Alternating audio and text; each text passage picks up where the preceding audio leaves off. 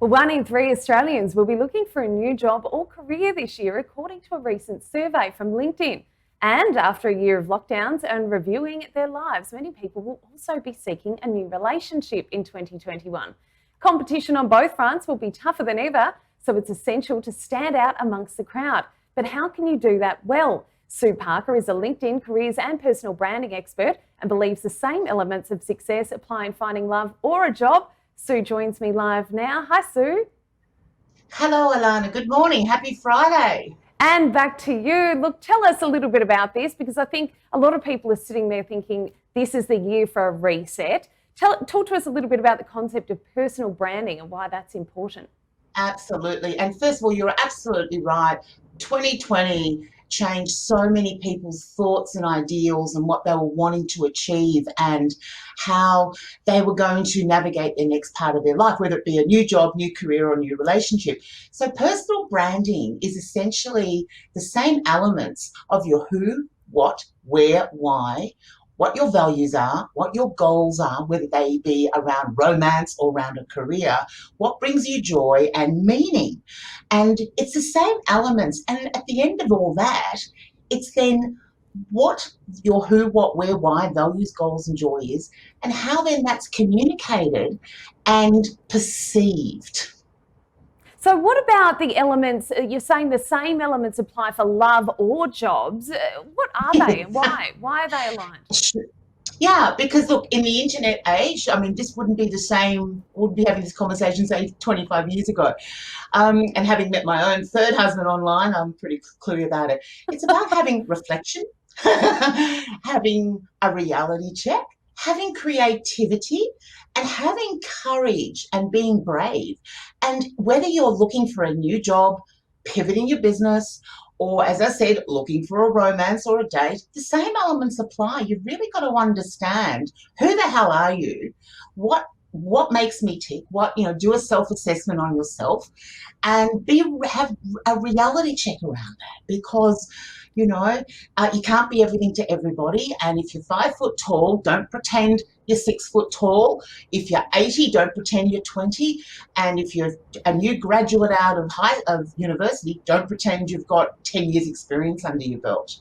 Well, it is such an interesting point, I guess, that you raised, because a lot of people in online worlds, I guess, try and put their best foot forward, and we're living a very filtered lifestyle in a lot of ways. But that doesn't help build trust, and trust is really a key element here, isn't it? Oh, Alana, absolutely spot on. And, I have a saying too that you have to shine light on the dark. And being creative, when I talk about the word creative, people go, oh, you mean lying, stretching the truth? No. And I'll give two wonderful examples.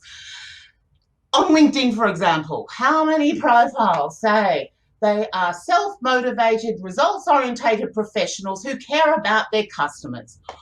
On dating sites, how many, I remember this from 10 years ago, I like quiet nights at home, good food, good company, and walks on the beach.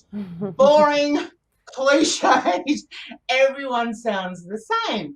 And so your personal branding is about taking, well, okay, if you do like walks on the beach, because it's almost like saying I breathe and I eat, everyone does it, then you add context to it. And so creativity is about, as a journalist, as you know, you're adding dimensions to that. On when you're looking for a new job, I mean, I see that all the time with my clients and in my ex-recruitment agency. Results orientated, focused on customer service. Yeah, everyone says that. You're telling me, you're not showing me. So give it a bit of context. But yeah, no walks on the beach, no results orientated professionals. So it is about bringing life to the cliche and the boring. Because let me tell you, if you're looking for a new job, a recruiter is going to read the same crap in 4,000 CVs. And if you're Yeah. online, they're going to say the same thing. So, I mean, if that's the don't do part, what are some actual good tips that I guess we can take into this year? Some tips for LinkedIn and resumes and dating sites even. Absolutely. And the same principles. Start with really getting clear on who you are. It's also a mindset. The mindset is very much about understanding you cannot be everything to everybody. Not everyone's going to love you, either in a job or in romance. So there's no point trying to be everything to everybody.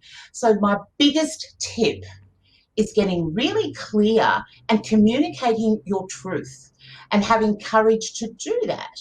And so the biggest tip is to look at how you would view yourself. Are you going to be, is what you write going to inspire somebody? Because you want to be inspiring, you want to be compelling, and you want to stand out. So another tip is to write and communicate something that very few people do. Now, I'll give a perfect example. Say the good food example if you're looking for a date.